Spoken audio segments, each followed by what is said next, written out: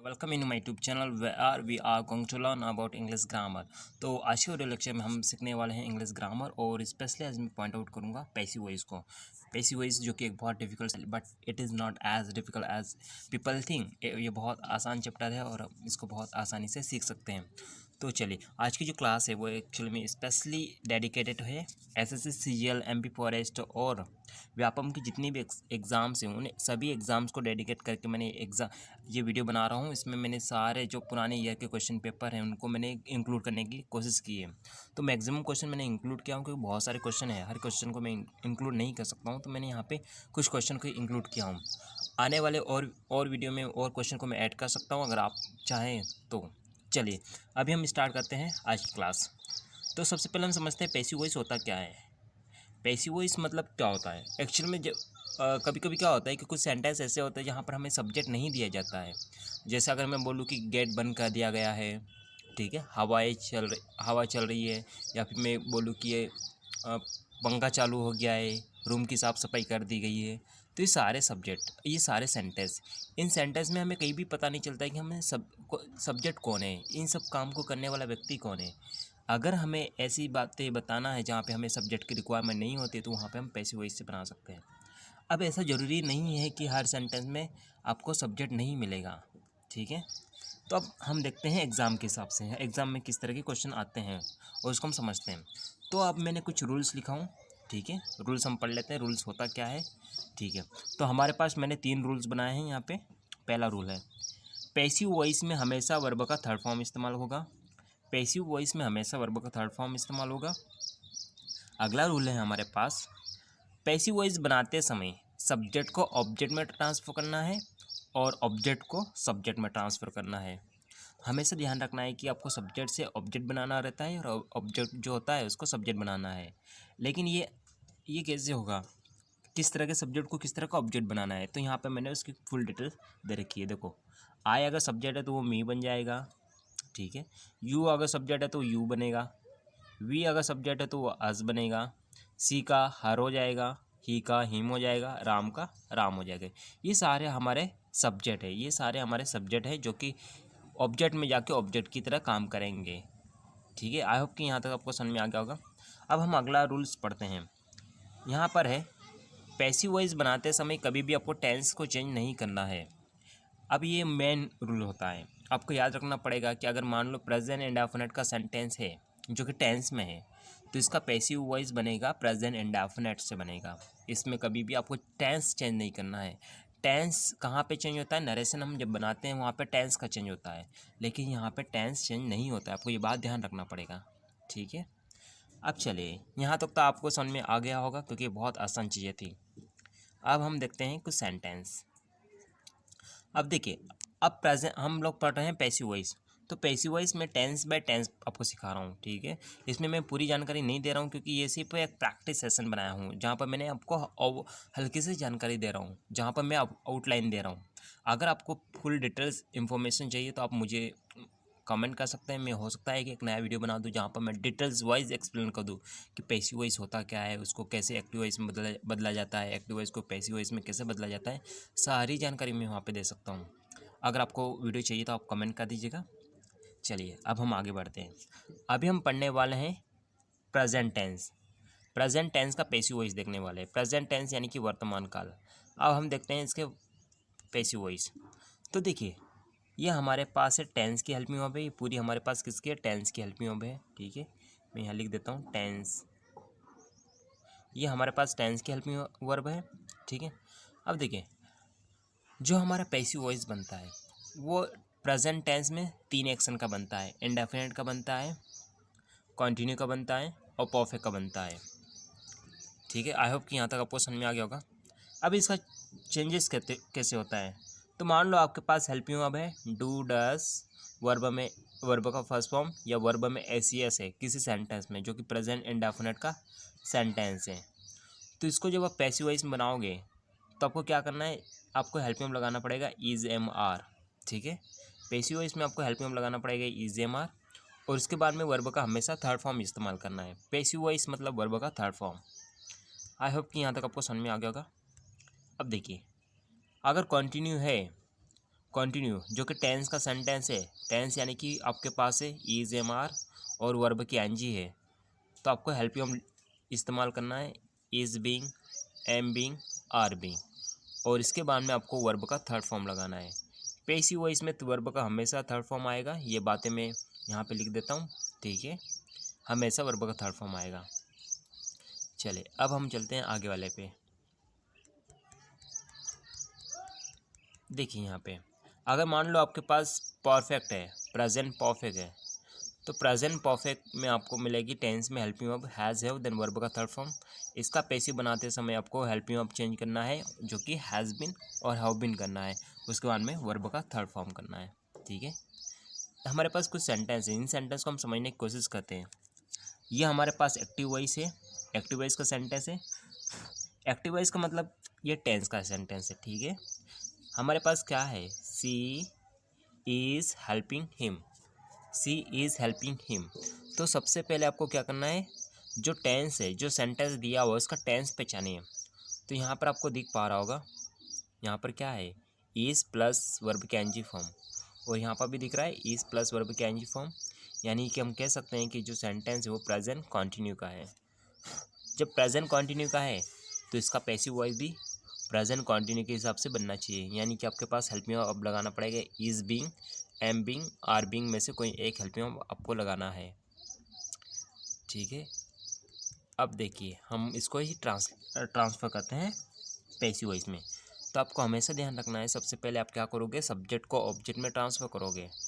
हमारे पास यहाँ पे ऑब्जेक्ट क्या है, ही, और ही सबसे आगे यानी कि सब्जेक्ट की जहाँ पर आएगा तो ही बन जाएगा। कैसे बनेगा, देखो यहाँ पे देखिए, इस टेबल में देख सकते हो, यहाँ पे ही है, हिम है, इसका यहाँ पे बना ही, ठीक है।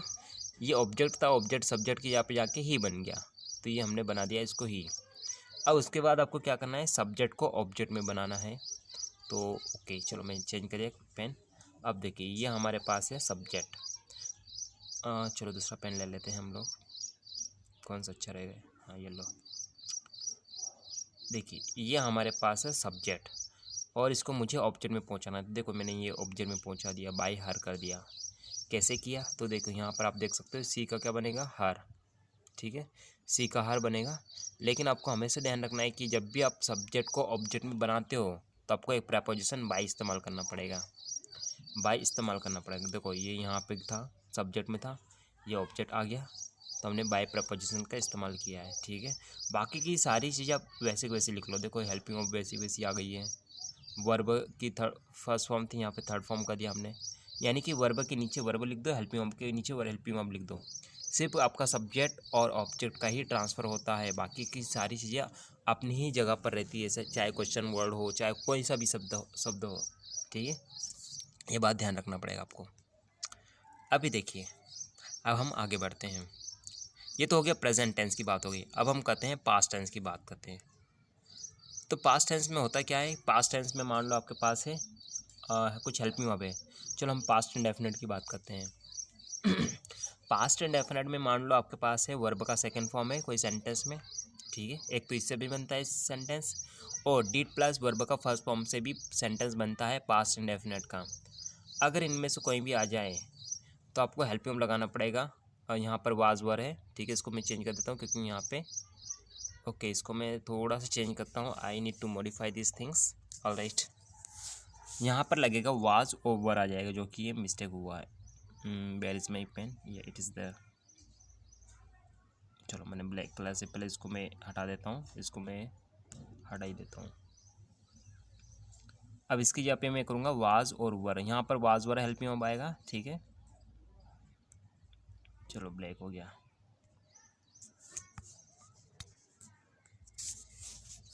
तो ये हमारा बना वास और वर, ये दो हेल्पिंग वर्ब हमेशा यहाँ पर आएगी, ठीक है। आई होप कि आपको यहाँ तक समझ में आ गया होगा। ओ फिर हट गया, चलो मैं लिख देता हूँ अलग से, कोशिश करूँगा कि यहाँ से मुझे कुछ मिल जाए ऐसी चीज़ें जिससे मैं आसानी से लिख सकता हूँ, लेकिन इस एप्लीकेशन में इतनी ज़्यादा चीज़ें अवेलेबल नहीं है, तो मुझे क्या कर सकता हूँ मैं, चलो मैं लिख ही देता हूँ। सबसे पहले इसको हटाओ, हटा दिया हमने। इसके बाद मैं यहाँ पे लिख देता हूँ। हाँ, आपको क्या करना है, वाज और वर करना है यहाँ पे, ठीक है। वाज और वर करना है, WERE, इतना स्पेलिंग आप समझ सकते हो। अगर नहीं समझ में आए तो आप नीचे से देख सकते हो, वाज और वर, ठीक। यहाँ तक तो कोई समस्या नहीं है। अब हम चलते हैं, मान लो हमारे पास सेंटेंस है कॉन्टिन्यू का है। कॉन्टिन्यू में यानी कि वाज वर आपके पास टेंस में अवेलेबल है, उसके बाद वर्ब की ING फॉर्म अवेलेबल है। तो आपको क्या करना है, वाज का वाज बीइंग कर देना है और वर का वर बीइंग कर देना है, ठीक है। वाज का वाज बीइंग और वर का वर बीइंग कर देना है। यानी कि आपको हमेशा ध्यान रखना है कि जो कॉन्टिन्यू होगा उसमें हमेशा बीइंग वर्ब ऐड होगा हेल्प मी वर्ब के साथ, ठीक है। चाहे कोई सी भी हेल्प मी वर्ब हो, चाहे कोई सा भी टेंस हो, आपको बीइंग वर्ब ऐड करना है अलग से। इस टाइप से आपको ये ध्यान रखना है। इसके बाद चीज़ें आप आराम से बना सकते हो। अब हम बात करते हैं परफेक्ट की, बात करते हैं।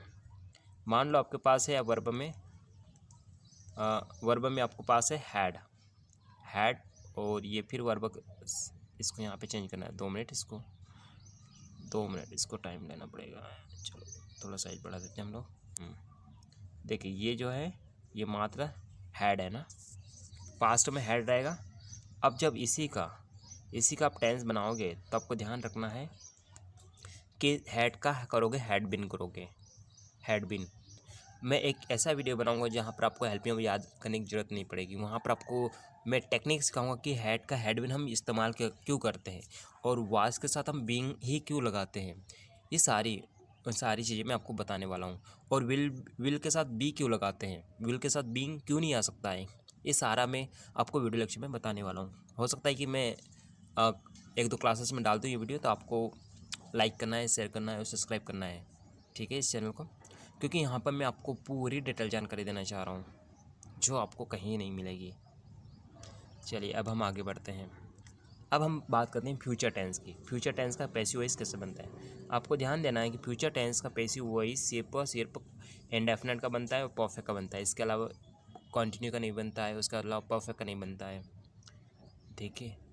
देखिए अब हमारे पास है, मान लो टेंस में आपके पास विल और साल है, तो इसका हेल्प मी वर्ब बनेगा विल बी साल बी। अब विल और साल के साथ हम बी ही क्यों लगा रहे हैं, इसके पीछे भी रीज़न होता है। हम बीइंग कभी नहीं लगा सकते हैं क्योंकि विल और साल के बाद आपको वर्ब की फर्स्ट फॉर्म लगाना होता है जो कि एक मॉडल वर्ब होता है, और बी जो है ये फर्स्ट फॉर्म होता है एक्चुअल में, और इसकी ING फॉर्म होता है, बीइंग होता है। इसलिए जितनी भी हमारे पर कॉन्टिन्यू एक्शन होती है उनमें हम बीइंग लगाते हैं, क्योंकि is am are was were will be shall be, इनके बाद हम ING फॉर्म लगा सकते हैं, ठीक है। विल बी सेल बी के बाद हम बी लगाते हैं, इस टाइप से बना सकते हैं हम लोग। चलिए अब हम बात करते हैं परफेक्ट की, बात करते हैं। मान लो हमारे पास है परफेक्ट टेंस, ठीक है। अब परफेक्ट टेंस में मान लो टेंस में आपके पास हेल्प मी वर्ब है विल हैव शाल हैव, तो इसका पैसिव वॉइस बनेगा विल हैव बीन और शाल हैव बीन। हैव के बाद बीन क्यों लगा है, क्योंकि बीन जो है वो थर्ड फॉर्म होती है और हैव के बाद हमेशा थर्ड फॉर्म का इस्तेमाल किया जाता है। अब देखिए मान लो मैं आपको बी वर्ब हल्का सा बता देता हूँ कि होता क्या एक्चुअल में। बी ये फर्स्ट फॉर्म है, ठीक है, जो कि विल और साल के बाद हमेशा वर्ब का फर्स्ट फॉर्म होता है, इसलिए हम बी लगाते हैं। इसकी सेकंड फॉर्म होती है बीन, ठीक है, और इसकी थर्ड फॉर्म होती है बीन। यानी कि जब भी आपको हैव के बाद हमेशा बीन का यूज़ किया जाएगा, चाहे प्रेजेंट परफेक्ट कंटिन्यू की बात करें, पास्ट परफेक्ट कंटिन्यू की बात करें, फ्यूचर परफेक्ट कंटिन्यू की बात करें, हैव के बाद बीन लगाया जाता है। क्यों, क्योंकि ये वर्ब की थर्ड फॉर्म होती है, ठीक। इसके बाद हम वर्ब इसकी ING फॉर्म देख लेते हैं। तो इसकी ING फॉर्म होती है बीइंग, जो कि हमेशा कंटिन्यू एक्शन में लगाई जाती है, जैसे कि was being, were being, is being, ठीक है, इस टाइप की चीज़ में। अब आपके मन में क्वेश्चन आएगा कि सर हम फ्यूचर कंटिन्यू क्यों नहीं लगा सकते हैं, तो वहाँ पर ऑलरेडी बी अवेलेबल होता है, हम दोबारा से बी लगा नहीं सकते हैं। चलो ये सारी बातें तो मैं आपको आने वाले वीडियो लेक्चर में बताऊँगा। आई होप कि यहाँ तक आपको सारी बातें क्लियर हो चुका होगा। अब हम आगे बढ़ने वाले हैं। अब हम देखते हैं पुराने ईयर के क्वेश्चन पेपर, जो कि मेरे पास कुछ क्वेश्चन पेपर है। कहाँ गया, वेट यस, ये क्वेश्चन है मेरे पास। और यहाँ पर आपको करना क्या है, यहाँ पर ये हमारे पास क्वेश्चन है, I need to check it, okay. ये हमारे पास क्वेश्चन है जहाँ पर बोला गया है कि आपको क्या करना है, चेंज करना है। आपको क्या करना है, चेंज इनटू पैसिव वॉइस। तो सबसे पहले आप क्या करोगे, ये जो सब्जेक्ट है, एक काम करो, सबसे पहले आप करो टेंस को चेक करो कि देखो टेंस कौन सा है, तो इसमें आपको पता चल पा रहा है टेंस कौन सा है। टेंस हमारा है पास्ट कंटिन्यू, है ना। वाज के बाद वर्ब के एनजी फॉर्म यानी कि पास्ट कंटिन्यू है। अगर ये पास्ट कंटिन्यू है तो इसका पैसिव वॉइस भी पास्ट कंटिन्यू में होना चाहिए।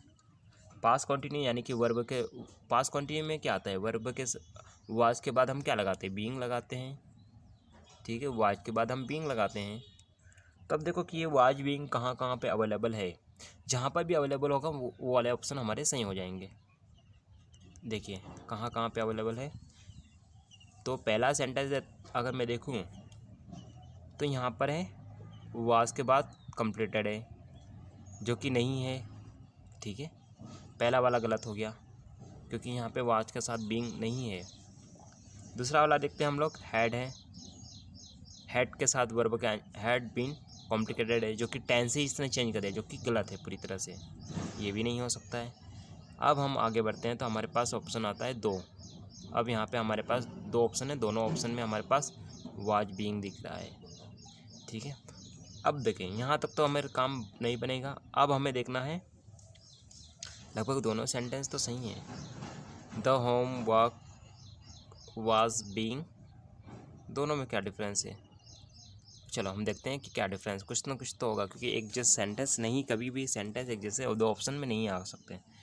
लेकिन अगर मैं देखूँ तो स्पेलिंग भी अच्छा थोड़ा सा गड़बड़ किया है इसने। वाज के साथ इसने बीन लगा दिया था, यहाँ पे देखो ये वाज के साथ बीन लगा हुआ है, जिस कारण से सेंटेंस भी गलत हो जाता है। यानी कि जो हमारा आंसर बनेगा वो एकमात्र बनेगा सी वाला। तो सी वाला ऑप्शन यहाँ पे सही हो जाएगा।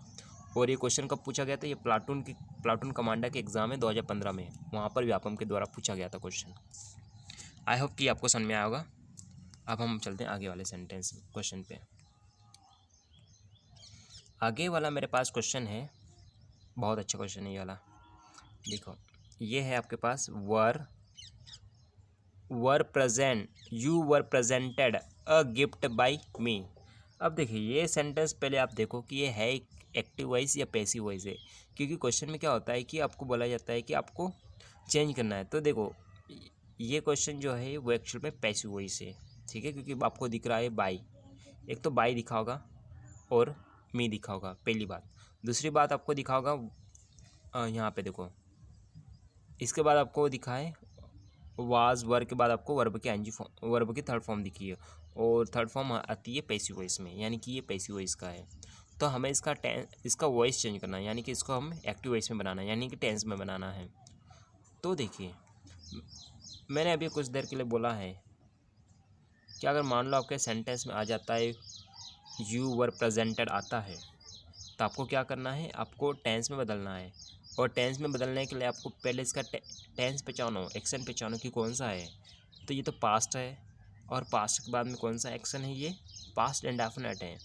और पास्ट इंडेफिनिट बनाते समय आपको फॉर्मूला याद होना चाहिए, सब्जेक्ट प्लस वर्ब का second form then object, subject verb का सेकंड फॉर्म ऑब्जेक्ट, ये टेंस का फॉर्मूला होता है। तो उस हिसाब से बनाएंगे, ठीक है। लेकिन चलो हम रूल्स बाय रूल्स चलते हैं। तो सबसे पहले आपको क्या करना है, आपको ये जो ऑब्जेक्ट दिया है इसको आप सब्जेक्ट में बनाओ, और सब्जेक्ट बनेगा तो इसका आई बनेगा।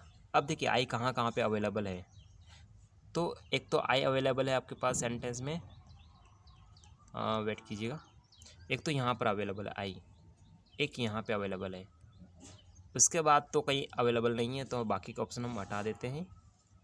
चलो ये हमने हटा दिए, 2-3 ऑप्शन हटा दिए। अब देखते हैं आई है, आई के बाद वाज है, और वाज के बाद गिवन है, तो ये ऑलरेडी ये भी पैसिव वॉइस में बन रहा है, ठीक। तो ये भी नहीं हो सकता, हमें तो वॉइस चेंज करना है। तो अब हमारे पास सिर्फ एकमात्र आंसर होगा I presented a gift to you, I presented a gift to you, हमारे पास राइट आंसर हो जाएगा ऑप्शन नंबर फर्स्ट, जो कि हमारे ये सही हो जाएगा, ठीक है। अब चलते हैं हम आगे वाले सेंटेंस में। क्वेश्चन बहुत सारे हैं मेरे पास, ओ माय गॉड 38 स्लाइड है मेरे पास। ये भी हो गया, हाँ चलो। My book has been stolen, अब ये क्वेश्चन को देखते हैं, my book has been stolen. तो सबसे पहले हम देखते हैं ये देखो कि ये पैसिव वॉइस है या एक्टिव वॉइस है।